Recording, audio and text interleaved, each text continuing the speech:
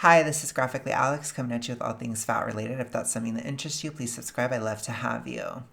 So today we're going to look at this post on FatLogic where, well, we'll just get into it and then we'll talk about it.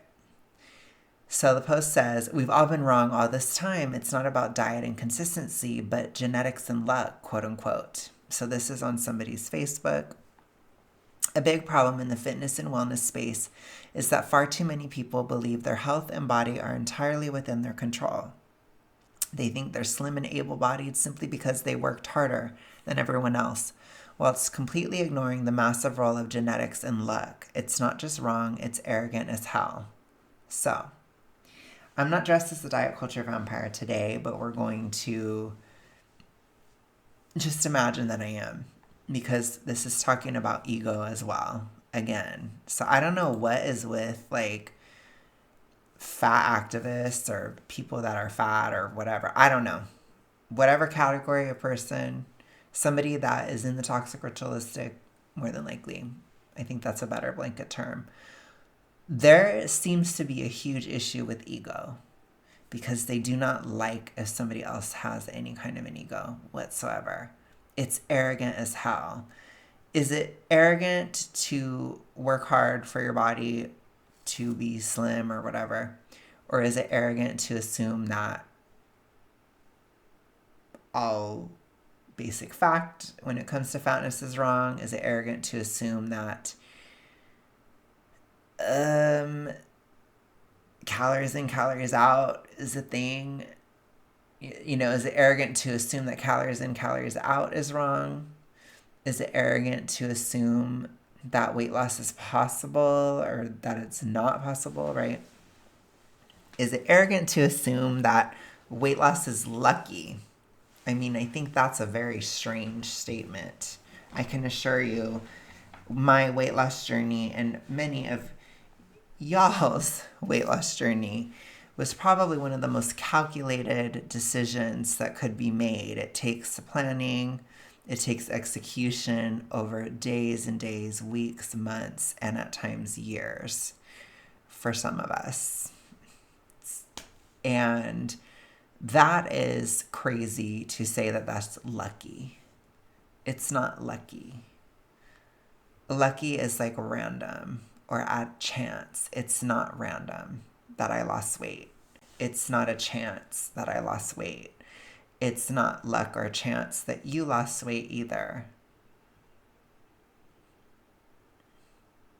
So let's go ahead and see what some of the comments say. "I didn't work harder than everybody else, but I sure as her worked harder than these people." Signed, a formerly overweight woman with ADHD/scoliosis and a complete genetic makeup of people who survive well-known famines who come from a very impoverished family. So there goes 95% of their talking points. "I'm not Black though, so they probably use that to explain how it was possible for me to lose weight." Gosh, I mean, that's the thing too. Like, I don't know what is such, like, there's such a, I think that as we get to this and as I get to this stage of the vanity weight and all this stuff, I do think jealousy comes in a lot more. Because it really is like, why would somebody say that? Why would somebody even feel the need to say that? And I think it is probably jealousy. I think it can be that simple. And I don't like to say that because it's kind of cheesy. But I think when you try to discount somebody else's effort or try to say that it doesn't matter that they worked harder or something like that, or you try to take that away from a person, I feel like that can't be anything other than jealousy. I think there is, I see the green-eyed monster in that because it's really weird and it's disrespectful and it's unnecessary. And you also can't have it both ways. You can't say that it's so impossible for people to lose weight, but it's also lucky that people lost weight. Like it's just weird. But those are like a cognitive, there's cognitive dissonance a lot within the toxic ritualistic. And that's one of those things. It's like, is it lucky or is it that they put so much effort? That's what it is too. Like, it's so impossible. It's so difficult. It's so undoable. Well, is it so impossible and difficult and undoable, or is it lucky? Because you can't really have it both ways. And I think that that's where they struggle, because they'll be like, if you have to do all this to your body just to get it there, then you're not meant to be there. And then they'll be like, you're just lucky. You know, and I get that maybe it's not the same person saying the same thing, but it's just odd. I feel like somebody that says this specifically, they are jealous. That's giving jealousy. My ancestors didn't just survive famine, they survived concentration camps. Oh my goodness. I still managed to beat my quote unquote genetics and my health, PCOS and RA, to lose 35 pounds and counting, 30 to go to goal. That's amazing. I mean, I think it's, yeah, basically, I feel the same way. Good job and best of luck. I think it's just like, oops. We need to, like, give people their flowers, especially if you do have conditions and stuff. Like, I think even, you know, having barriers to weight loss, it doesn't make it impossible. But there's very few people where there's literally no barrier, to be honest. Because even if you're talking from a vanity weight aspect, there's still a barrier of the challenge of it. It is physically challenging to do. And that's still something to be given flowers for. But if we're talking, you know, all these different conditions, it definitely should be commended that somebody loses weight with these barriers. Absolutely. Funny how I lost weight when I started counting calories, exercising, and putting in the effort, but I'm just as an arrogant thin mint, so what do I know? Oh my gosh. Yes, there is some luck and genetics involved in not being disabled. I would agree with that. Not everyone is fully capable of exercising the way a fit, able-bodied person can, but that's not an excuse for putting in zero effort. I agree with that too. There are plenty of legitimately disabled people who don't end up morbidly obese and who do that and who do what they can to keep their body in shape to the extent possible. Sure, it's true we don't all have full control over our body and health, but there are a lot of things we can control, and these FAs just want us all to abdicate that responsibility because that's what they've done. I agree with that post completely, and I think that it's important to not let them make obesity disability. They're not the same at all. Obesity is a choice. Disability is not a choice. So do with that what you will. It's very different. It's super, super different. So it's, I don't know. But in their mind, they say it's not a choice to lose weight. So that's how they try to justify it, I guess. You know, and I think people do have to understand too that looks and weight are not the same thing either. They're not. So there is some genetics involved, like in having abs, for example. It could be easier or harder for you to have them. That doesn't mean that weight is purely genetic. It just means like you have a different body makeup, especially within those thin margins of vanity weight, which is very specific, and most people are not even all that concerned with it, to be honest, because most people don't even try for something like that. So it's like, I think we need to separate weight from the looks conversation too, in large part, because it's not the same either. It's just not. Because I think that might be what the person's trying to say too, like to a certain extent. I don't know. Because looks are genetic, for sure. Or there's luck involved with that too. So I can see that. But weight, it's just like, no. There's so many decisions you make. I think that they have a really hard time understanding that. Weight is, in terms of spirituality, weight is karmic. Which basically means it's the sum of everything you've done. Weight is, in my opinion, weight is a 12th house concept for my spiritual peeps. Because it is karmic. Karma is the number on the scale. It's very karmic. It has to do with everything you've done. It is the sum of your actions. That is your weight. So it doesn't work. It's not pure luck. It's not. But it's karmic. If you want to be mystical about it, that's the best way you can do it. There you go. I even gave you that. That's your way to talk about weight spiritually. It is the sum of your actions. Oh my gosh. Oh my gosh.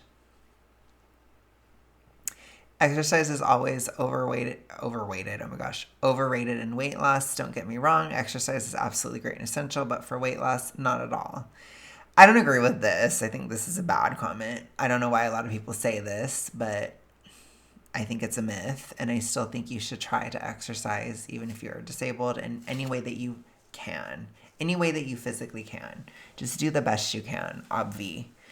I don't think everybody has to be an Olympic athlete, but I still think that everybody should try. It's very beneficial.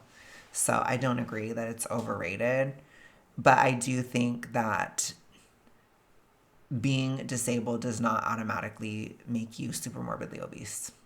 That's just a fact as well. And diet does have so much to do with it. So, yeah. Duh. It's kind of a duh. But, it's hard. It's hard for the fat activist types to understand that. Hitting the gym will not miraculously make you fit, and then if you don't watch what you eat. That's true. I agree with that. I don't exercise much myself, and I don't think I've gained weight since my illness/disability worsened. Yeah, I mean, you do not have to become huge because you're disabled. That's just a myth. It's a myth. Okay. No, I think people are often underrating it. I think exercise is underrated, not overrated. Typically, when people are talking about exercising, it's literally only fitness influencers, which no shade on fitness influencers, but most people that are not are always saying you don't have to exercise, which it's not true. I don't think, especially from a huge size, especially if you can.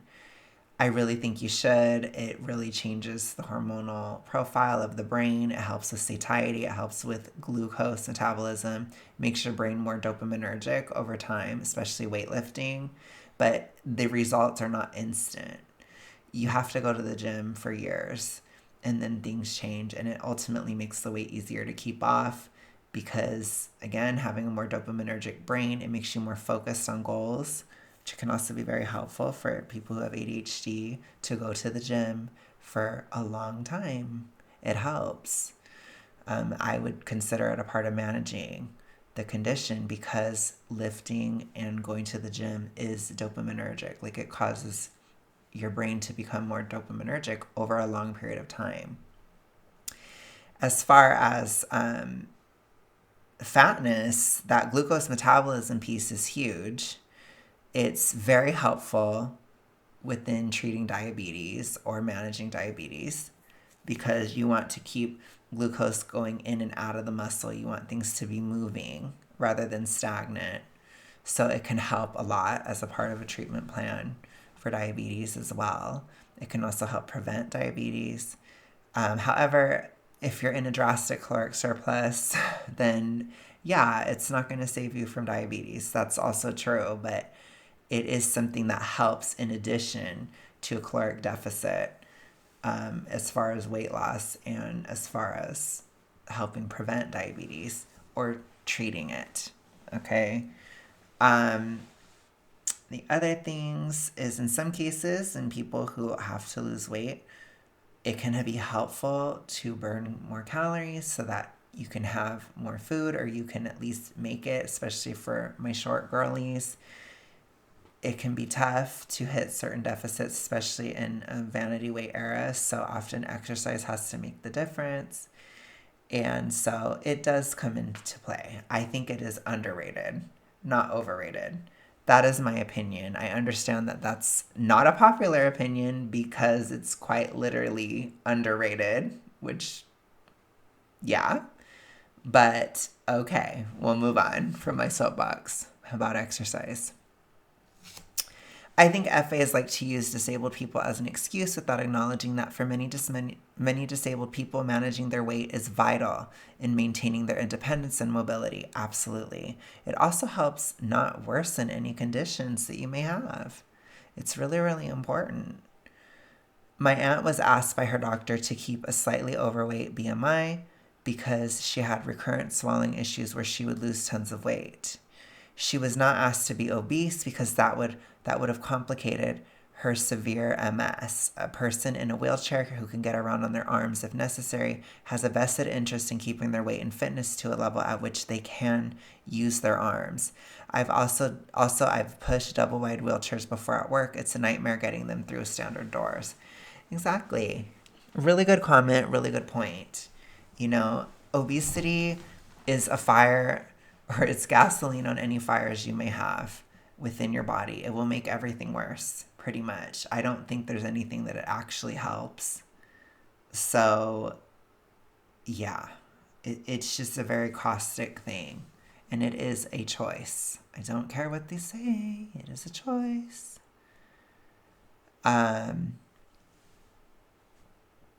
Okay. I've heard it put pretty nicely before. Genetics loads the gun. We pull the trigger. That goes for useful genetic traits and not so useful ones. Bodybuilders with perfect skeletal proportions and easier natural muscle gain will not be buff without actually lifting and eating to facilitate that.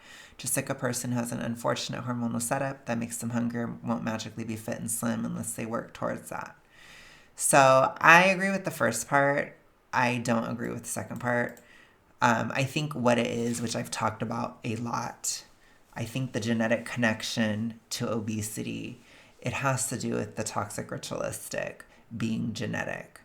And how that is inherited is essentially you inherit a neuroticism from your parents, or you inherit, I guess that's the best way to put it, a neuroticism.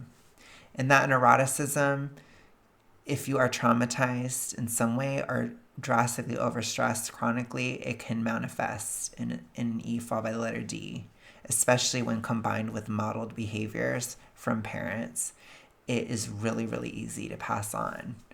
If anything bad happens to the child in their life, then they can really easily go into the toxic ritualistic because that neuroticism is likely inherited. It's like a personality trait. And, it can manifest in other ways too, like the neuroticism, but yeah, it can really easily go to the toxic ritualistic.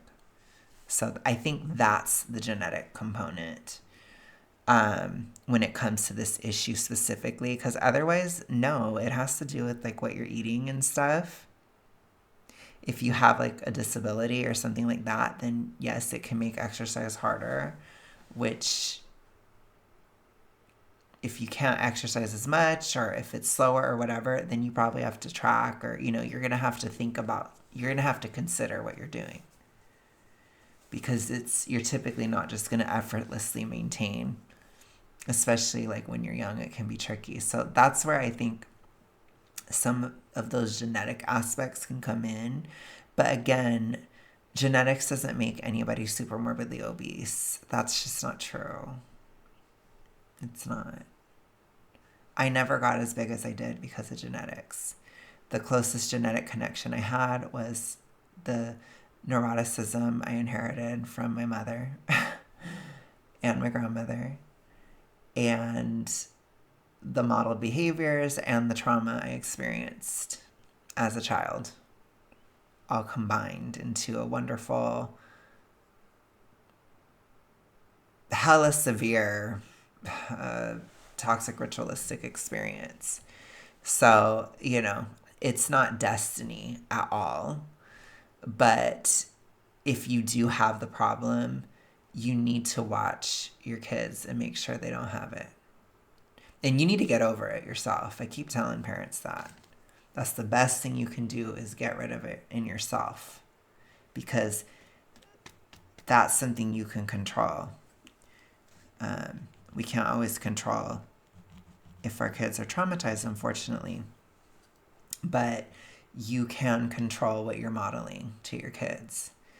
And so if you have the problem, which I have a friend, I'm going to call her out. I'm going to call her out by name. Miss Lexi, y'all need to get over your issues for your kid. I mean that both mommy and daddy need to get over it. So, yeah. Big deal. And you watch your kid like a hawk. So, yeah. That's my advice when it comes to that, is especially if both parents have issues, honey, watch your kids, because it could be, the good thing is, like, you'll be able to catch it, but always catch and treat early and all that stuff. So take it seriously. And yes, take it seriously even if it's Hinge, which is not taken seriously for some reason, which I don't understand, but that needs to change moving forward. We're going to not allow it to become severe. We're going to start catching it when it is mild or moderate, so that this doesn't happen. So that other kids that grow up do not have the experience that I had. So we're going to change that as a society. We're going to start catching it earlier and not allowing it to become severe. Okay? Okay. Let's keep going. Completely reversed my hypertension and sleep apnea by slimming down through diet and exercise. You'll have to take my word for it when I say I didn't change my parents in order to achieve this. Genetically, I am the same guy, pretty much. Yes, if you can't achieve a specific goal, the next best option is to minimize the achievements of people who reach that specific goal, devaluing the goal and or reframing the person's consistency and grit as luck. My parents did that to me my entire life until I cut them off. Oof. Ouch. I'm sorry. That's sad. But no, don't do that. It's really bad. It's really negative. It's really caustic. And, I'll put to you this way. Having a healthy ego is so much better than trying to tear everybody else down. It really is. It really is. It's way better spiritually. And I know that can sound kind of pretentious, but I don't really care. I'm just going to say it because it's true. But, to me, that's when somebody has to minimize the achievements of other people. I feel like there's like an ego wound there and it needs to be dealt with. And yeah, it's not good.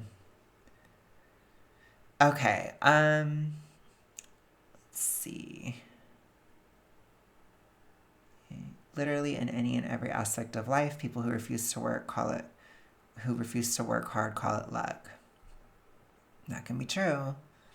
Can be true. Luck meaning working hard, making lifestyle changes, being consistent even when it's tough, and creating some discipline for yourself. Calling it luck and genetics is delusional and desperate as hell. Pretty much. I love that comment. That is true. As well as insulting to those of us who have conquered whatever barriers we've erected. Exactly. I agree with that too. Like, I understand I don't have as many physical barriers, but I had a very insane psychological barrier to weight loss. And I still think that, you know, the part that's lucky is that I was able to get out in time. That's the luck. But actually getting out, no, it was a lot of work. And living outside of it, my life is literally divided into like or like the toxic ritualistic and then post toxic ritualistic. Like my life is literally two different lives. And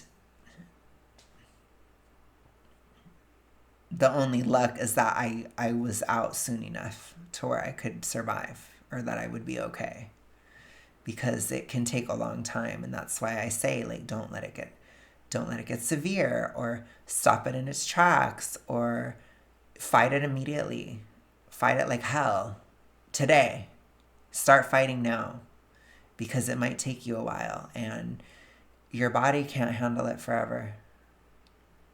So you have to fight today, right now. You have to start getting out of it because you don't know how much time you have. And as I said in the beginning of my channel, in the beginning of my activism, everything seems fine until it isn't. Or you're okay until you're not. And your health can suddenly collapse under the weight of the toxic ritualistic. It can be very fast. You can be shocked. So just because you feel like you're the same, it doesn't mean you actually are. Underneath the surface, damage is being done to your body with each cycle.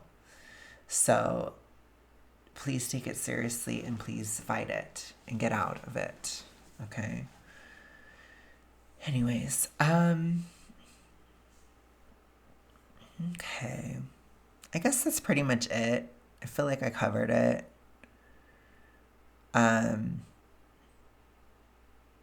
But yeah, I'm going to go ahead and leave it there. I hope you guys enjoyed this. Let me know your thoughts down below, and I will talk to you guys soon. Have a good one. Bye.